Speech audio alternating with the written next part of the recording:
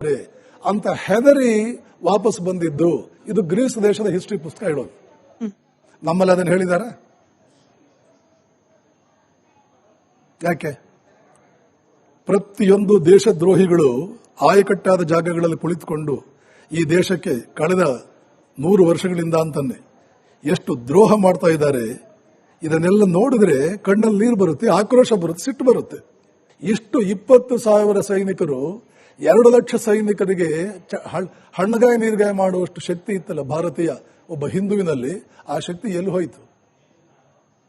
ಕ್ರಮೇಣ ಈ ಬೌದ್ಧ ಉಪದೇಶಗಳು, ಜೈನ ಉಪದೇಶಗಳು, ವೈಷ್ಣವರ ಉಪದೇಶಗಳು ಬೇರೆ ಬೇರೆ ರೀತಿಯಲ್ಲಿ ಈ ಜನಾಂಗವನ್ನು ಬಹಳ ಮೈಲ್ಡ್ ಮಾಡಿಬಿಟ್ಟು ಅಹಿಂಸೆ ಎನ್ನುವಂತಹದ್ದು ಅತಿರೇಕಕ್ಕೆ ತಗೊಂಡು ಹೋಗಲಾಯಿತು. ಯಾವ ಮಟ್ಟಕ್ಕೆ ಅಂತಂದ್ರೆ, ಯಾವುದೇ ಆಯುರ್ವೇದದ ಟೆಕ್ಸ್ಟ್ ಬುಕ್ ಪುಸ್ತಕ ನೋಡಿ, ಆಯುರ್ವೇದ ಸಂಪೂರ್ಣವಾಗಿ ಅವನತಿಯನ್ನು ಅನುಭವಿಸಿದ್ದು ಬೌದ್ಧರ ಕಾಲದಲ್ಲಿ ಅಂತ ಬರುತ್ತೆ. ಯಾಕೆಂದ್ರೆ ಯಾವುದೇ ಔಷಧಿ ನೀವು ಕಂಡು ಹಿಡಿದ್ರೆ ಅದನ್ನು ಮಾರ್ಕೆಟ್ ಬಿಡೋಕ್ ಮುಂಚೆ ಅದನ್ನು ಯಾರ ಮೇಲೆ ಪ್ರಯೋಗ ಮಾಡ್ತಾರೆ ಅಂದ್ರೆ ಇಲಿ ಮೇಲೆ. ಯಾವುದೇ ದೇಶದಲ್ಲಿ ಬಹುಶಃ ಇವತ್ತಿಗೂ ಹಾಗೆ ಇದೆ.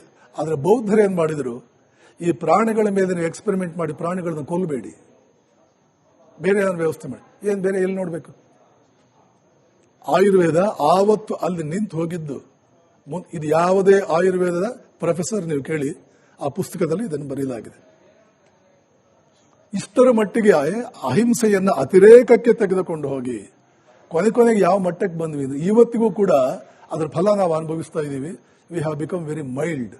ಆ ಮೈಲ್ಡ್ನೆಸ್ ಅನ್ನೇ ನೀವು ಒಂದು ನೆವ ಇಟ್ಕೊಳ್ಳೋದು, ಅವ್ರ ಮೇಲೆ ಇನ್ವೆಸ್ಟ್ ಮಾಡೋದು ಎಲ್ಲ ಮಾಡುವಾಗ ಅದಕ್ಕೇನ್ ಮಾಡಬೇಕು? ಇದಕ್ಕೆ ಈ ಒಂದು ಕಾರಣಕ್ಕೆ ಇಂಥ ಅನ್ಯಾಯಗಳು ನಡೆಯದಂತೆ ಏನಾದರೂ ಒಂದು ಸಣ್ಣದೊಂದು ವ್ಯವಸ್ಥೆ ಮಾಡ್ಕೋಬೇಕು.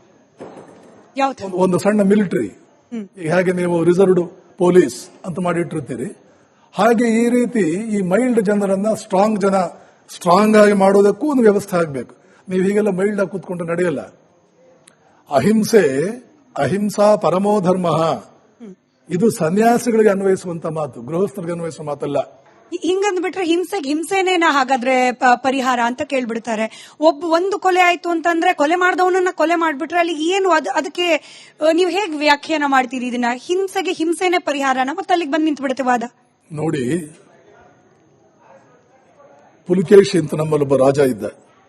ಅವನ ಕಾಲದಲ್ಲಿ ಯಾರೂ ಕೂಡ ಮನೆಗೆ ಬೀಗ ಹಾಕ್ತಾ ಇರಲಿಲ್ಲ ರಾತ್ರಿ ಹೊತ್ತು.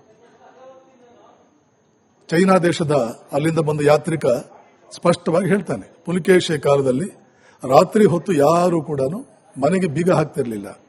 ಇಂಥ ದಿನಗಳನ್ನು ನಾವು ಕಾಣಬೇಕೋ ಬೇಡವಾ? ಯಾವ ಕಾರಣಕ್ಕಾಗಿ ಕಳ್ಳನ ಕೈಯನ್ನು ಕತ್ತರಿಸ್ತಿದ್ರು?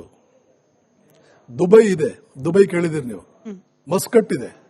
ರಾತ್ರಿ 2 ಗಂಟೆಗೆ ಒಂದು 10 ಜನ ಯುವತಿಯರು ರೋಡ್ ಮೇಲೆ ಆರಾಮವಾಗಿ ಕೇಕೆ ಹಾಕೊಂಡು ನಗ್ತಾ ದುಬೈನಲ್ಲಿ ಆರಾಮವಾಗಿ ಓಡಾಡಬಹುದು.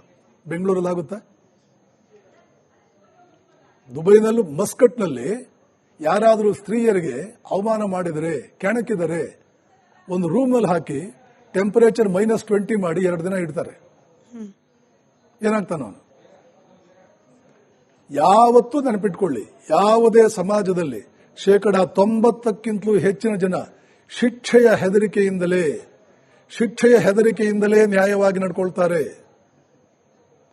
ಓಹೋ, ಎಜುಕೇಟ್ ಮಾಡಬೇಕು, ಬುರುಡೆ ಬಿಡೋದು ಬಹಳ ಸುಲಭ. ಯಾವ ದೇಶದಲ್ಲೂ ಇಲ್ಲ ಹಾಗೆ. ಬಟ್ ತಪ್ಪು ಮಾಡಿದವರಿಗೆ ಪನಿಷ್ಮೆಂಟ್ ಹೀಗಿರಬೇಕಲ್ಲ. ಬೇರೆಯವರು ಜೀವಮಾನದಲ್ಲಿ ಎಂದಿಗೂ ಕೂಡ ತಪ್ಪು ಮಾಡುವ ಧೈರ್ಯ ಮಾಡಿರಬಾರದು. ಬಟ್ ತಪ್ಪು ಮಾಡಿದವರು ಅಂತ ಕೂಡ ಬಹಿರಂಗವಾಗಿ ಹೇಳೋಕೆ ಹಿಂಜರಿತಾರಲ್ಲ ಗುರುಗಳೇ. ಇವಾಗ ಫಾರ್ ಎಕ್ಸಾಂಪಲ್ ಉಗ್ರವಾದ, ಯೂಸ್ಲೆಸ್ ಅಡ್ಮಿನಿಸ್ಟ್ರೇಟಿವ್ ಸಿಸ್ಟಮ್ ಹೆಸರಲ್ಲಿ ಆಗುವಂತಹ ಹತ್ಯಾಕಾಂಡಗಳಿಗೆ ನೀವು ಧರ್ಮ ತರಬೇಡಿ, ಉಗ್ರವಾದಕ್ಕೆ ಧರ್ಮ ಇಲ್ಲ ಅಂತಾರೆ. ಬಟ್ ಟಾರ್ಗೆಟ್ ಮಾಡಿ ಹಿಂದೂಗಳನ್ನ ಹತ್ಯೆ ಮಾಡಿದಾಗ್ಲೂ ಕೂಡ ಉಗ್ರವಾದಕ್ಕೆ ಧರ್ಮ ಇಲ್ಲ ಅಂದ್ರೆ ಉಗ್ರಗಾಮಿಗಳು ಮಾಡಿದ್ದೂ ಕೂಡ ಧರ್ಮದ ಆಧಾರದಲ್ಲಿ ಮಾಡಿದ ತಪ್ಪು ಅನ್ನೋದನ್ನ ಒಪ್ಕೊಳ್ಳಿಕ್ಕೂ ತಯಾರಿಲ್ಲದ ಸಮಾಜ ಇವತ್ತು. ತಪ್ಪು ಮಾಡಿದವರನ್ನ ಸಂರಕ್ಷಣೆ ಮಾಡೋದು ಒಂದೇ, ತಪ್ಪು ಮಾಡಿದವರನ್ನ ಎಕ್ಸ್ಕ್ಯೂಸ್ ಮಾಡೋದು ಒಂದೇ, ತಪ್ಪು ಮಾಡುವುದಕ್ಕೆ ಪ್ರೋತ್ಸಾಹ ಕೊಡುವುದು ಒಂದೇ.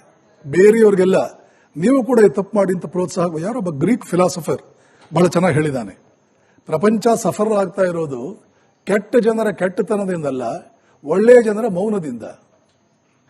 ಪ್ರಪಂಚ ಹಾಳಾಗ್ತಾ ಇರೋದು ಕೆಟ್ಟ ಜನರ ಕೆಟ್ಟತನದಿಂದ ಅಲ್ಲ, ಒಳ್ಳೆಯ ಜನರು ಸುಮ್ಮನೆ ಕೂತಿದಾರಲ್ಲ, ಇವರು ಈ ಸುಮ್ಮನೆ ಕೂತಿರೋದ್ರಿಂದ ಪ್ರಪಂಚ ಹಾಳಾಗ್ತಾ ಇದೆ. ಈಗ ಹಿಂದುತ್ವದ ಬಗ್ಗೆ ಯಾರೋ ಮುಸಲ್ಮಾನರು ಮಾತನಾಡ್ಬಿಟ್ರೆ ಅವ್ರಿಗೆ ಉಗ್ರವಾದ ಶಿಕ್ಷೆ ಕೊಡಬೇಕು ಅಂತ ಹಿಂದೂ ಪರಿಗಣಿಸೋದು, ಅಥವಾ ಹಿಂದೂಗಳು ಯಾರಾದ್ರೂ ಪ್ರವಾದಿಗಳ ಬಗ್ಗೆ ಮಾತನಾಡ್ಬಿಟ್ರೆ ಅವ್ರಿನ್ನು ತಲೆ ಎತ್ಕೊಂಡು ಓಡಾಡ್ಲಿಕ್ಕೆ ಆಗ್ಬಾರ್ದು ಅಂತ ಪರಿಸ್ಥಿತಿಗೆ ತಂದು ಬಿಡಬೇಕು. ಈ ರೀತಿಯಾಗಿ ಅಂದ್ರೆ ಪರಸ್ಪರ ಧರ್ಮಗಳಲ್ಲಿರುವ ಅಪನಂಬಿಕೆಗಳು ಹಿಂಸೆಯ ಸ್ವರೂಪವನ್ನು ಪಡ್ಕೊಳ್ಬೇಕಾ ಅಂತ. ಈಗ ಯಾರಾದ್ರೂ ಏನಾದ್ರೂ ಒಂದು ವಾಕ್ಯ ಮಾತನಾಡೋದಕ್ಕೆ ಅವರಿಗೆ ವಾಕ್ ಸ್ವಾತಂತ್ರ್ಯ ಇದೆ. ಆದರೆ ಆ ವಾಕ್ ಸ್ವಾತಂತ್ರ್ಯವನ್ನ ಸರಿಯಾದ ರೀತಿಯಲ್ಲಿ ಉಪಯೋಗ ಮಾಡಿಕೊಳ್ಬೇಕು. ಈ ಕಡೆ ವಾಕ್ ಸ್ವಾತಂತ್ರ್ಯವನ್ನು ನಾವು ಗೌರವಿಸಿದಂತಾಯಿತು, ಆ ಕಡೆ ಅವ್ರಿಗೂ ಬೇಜಾರಾಗದೆ ನಿಮ್ಮ ಧರ್ಮ ಗ್ರಂಥದಲ್ಲಿ ಹೀಗೆ ಹೇಳಿದೆ. ಇದು ನಮಗೆ ಶಂಕರಾಚಾರ್ಯರು ಆ 32 ವರ್ಷ ಜೀವನ ಪೂರ್ತಿ ಇದನ್ನೇ ಮಾಡಿದ್ದು. 3 ಸಲ ಇಂಡಿಯಾ ಓಡಾಡ್ಕೊಂಡು ಇದನ್ನೇ ಮಾಡಿದ್ದು. ವೇದಾಂತದಲ್ಲಿ ಹೀಗೆ ಹೇಳಿರೋದನ್ನ ನೀವು ವಿರೋಧಿಸಿದ್ದೀರಿ, ಯಾಕೆ ವಿರೋಧ ಮಾಡಿದ್ರಿ ನೀವು? ವೇದಾಂತ ಹೇಳುವಂತಹದ್ದು ಇದು, ನನ್ನ ಜೊತೆ ಆರ್ಗ್ಯೂ ಮಾಡಿ ಬನ್ನಿ ನೋಡೋಣ. ನಿಮಗೆ ನಾನು ಕನ್ವಿನ್ಸ್ ಮಾಡಿದ್ರೆ ನಮ್ಮ ಮಾತು ನೀವು ಒಪ್ಕೊಳ್ಳಿ ತಾರ್ಕಿಕವಾಗಿ, ನನಗೆ ನೀವು ಕನ್ವಿನ್ಸ್ ಮಾಡಿದ್ರೆ ನಿಮ್ಮ ಮಾತನ್ನು ನಾನು ಒಪ್ಕೊಳ್ತೀನಿ. ವೇದಾಂತವೇ ಸರಿ ಇಲ್ಲ ಅಂತ ಒಪ್ಕೊಂಡ್ಬಿಡ್ತೀನಿ ನೀವು ನಾನು ಕನ್ವಿನ್ಸ್ ಮಾಡಿದ್ರೆ. ನಾನು ನಿಮಗೆ ಕನ್ವಿನ್ಸ್ ಮಾಡಿದ್ರೆ ಹೌದು ಇಲ್ಲೆಲ್ಲೋ ಒಂದು ಸ್ವಲ್ಪ ಲೋಪ ಇದೆ, ದೋಷ ಅಲ್ಲ. So truth is lacking, some more thing is required here. It needs to be enriched a little more. ಇನ್ನೊಂದು ಸ್ವಲ್ಪ ಶ್ರೀಮಂತಿಕೆ ಬರಬೇಕಾಗಿದೆ ನಿಮ್ಮ ತತ್ವಕ್ಕೆ, ಅದನ್ನು ಒಪ್ಕೊಳ್ಳಿ ನೀವು. ಸೊ 75% ಟ್ರೂತ್ ಅದು, 100% ಅಲ್ಲ ಅಂತ ನೀವು ಒಪ್ಕೊಳ್ಳಿ, ನನಗೇನು ಅಸಮಾಧಾನ ಇಲ್ಲ. ಆದರೆ ನನ್ನ ಟ್ರೂತ್ 100% ಅಂತ ನೀವು ಒಪ್ಕೋಬೇಕು. ಯಾಕೆ? ನಮ್ಮ ಟ್ರೂತ್ಗೆ ನಿಮ್ಮ ಟ್ರೂತ್ಗೆ ಕಾಂಟ್ರಡಿಕ್ಷನ್ ಬಂದಾಗ I am proving my truth is right. ಹೀಗೇನೆ ಶಂಕರಾಚಾರ್ಯ ಹೋಗಿದ್ದು 100 ಕಡೆ.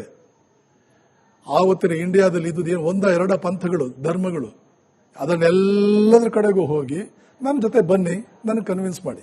ಬಟ್ ಇಷ್ಟು ಸಮಾಧಾನ ಸಾವಧಾನ ಎಲ್ಲರಲ್ಲೂ ಇರಬೇಕಲ್ಲ ಗುರುಗಳೇ. ಫಾರ್ ಎಕ್ಸಾಂಪಲ್ ಈ ದಿಪುಚಂದ್ರ ದಾಸ್ ಹತ್ಯೆ ಏನಾಯ್ತು ಬಂಗಾಳದಲ್ಲಿ, ಅದೇ ವಿಚಾರವನ್ನ ನಾವು ಚರ್ಚೆ ಮಾಡೋಣ. ಆತ ಬಹುದೇವೋಪಾಸನೆ ಬಗ್ಗೆ ಮಾತನಾಡ್ದ ಅನ್ನೋ ಕಾರಣಕ್ಕೆ, ಅದು ಸತ್ಯಾನ ಸುಳ್ಳೋ ಗೊತ್ತಿಲ್ಲ, ಅದೊಂದು ವಿಚಾರವನ್ನ ಮಾತನಾಡ್ದ ಅನ್ನೋ ಕಾರಣಕ್ಕೆ ಮಾಬ್ ಲಿಂಚಿಂಗ್ ಆಗತ್ತೆ, ಆತನ ದಹನ ಮಾಡಲಾಗತ್ತೆ. ಇದನ್ನ ಯಾವ ರೀತಿ ಗಮನಿಸ್ತೀರಿ? ಸರಿ ಇಲ್ಲ. ಆ ದೀಪು ಯಾವ ರೀತಿ ಮಾತಾಡಿದ್ನೋ ನನಗೆ ಗೊತ್ತಿಲ್ಲ. ಆದರೆ ಅದಕ್ಕೆ ರಿಯಾಕ್ಷನ್ ಏನು ತೋರಿಸಿದ್ರಲ್ಲ, ಯಾವುದೇ ನಾಗರಿಕ ಸಮಾಜ ಒಪ್ಕೊಳ್ಳಲ್ಲ. ಅವ್ನಿಗೆ ಹೇಳ್ಬೋದಾಗಿತ್ತು, ನಿನಗೆ ಹೀಗೆ ಮಾತಾಡಿದೀಯಾ, ನಿನಗೆ ಈ ನಿನಗೆ ನೋಡು ನಿನ್ನ ಮಾತು ತಪ್ಪಿದೆ, ನಿಂದು ಹ್ಯಾಕ್ ತಪ್ಪು ಅಂತ ಪ್ರೂವ್ ಮಾಡ್ತೀವಿ, ಇನ್ನು ಮುಂದೆ ನೀನು ಮಾತಾಡಬೇಡ, ಅಥವಾ ಇಷ್ಟು ರೂಪಾಯಿ ನೀನು ಕೊಡು, ಜುಲ್ಮಾನೆ ಹಾಕ್ತೀವಿ, ಅಥವಾ ಹೀಗೇನಾದ್ರೂ ಬಂದು ನಮ್ಮ ಮಸೀದಿಗೆ ಬಂದು ಬೇಕಾ ಒಂದು 2-3 ತಿಂಗಳು ಸೇವೆ ಮಾಡು.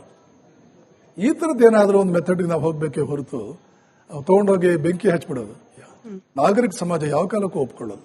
ನಾಗರಿಕ ಸಮಾಜ ನರಭಕ್ಷಕರಾಗ್ಲಿಕ್ಕೆ ಅನ್ಫಾರ್ಚುನೇಟ್ಲಿ ಧರ್ಮ ಅನ್ನೋದು ಕಾರಣವಾಗ್ತಿದೆಯಲ್ಲ ಅಂತ. ಧರ್ಮ ನಾ ಹೇಳಿದ್ನಲ್ಲ, ನಾನು ಆವಾಗಲೇ ಸನಾತನ ಧರ್ಮ ಅಂತ ನಾನು ಏನು ಹೇಳಿದೆ, ಅದು ಕೇವಲ ಸನಾತನ ಧರ್ಮ ಅಲ್ಲ, ಎಲ್ಲಾ